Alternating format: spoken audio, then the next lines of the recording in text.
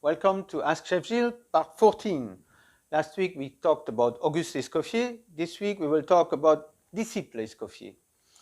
Disciple Escoffier is a non-profit organization created in 1954 in Nice, France, dedicated to the transmission of knowledge and the culinary arts. We have over 25,000 members worldwide, and we're present in 26 countries around the world.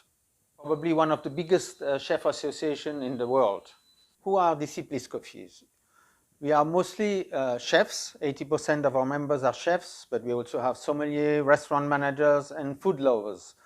You can recognize them on the different colors of their sash. Chefs will have a red sash. All the food professionals will have a red sash. Restaurant managers and sommeliers will have a purple sash. And foodies and food enthusiasts will have a blue sash. That's how you recognize them when they wear their Disciple Escoffier uniform.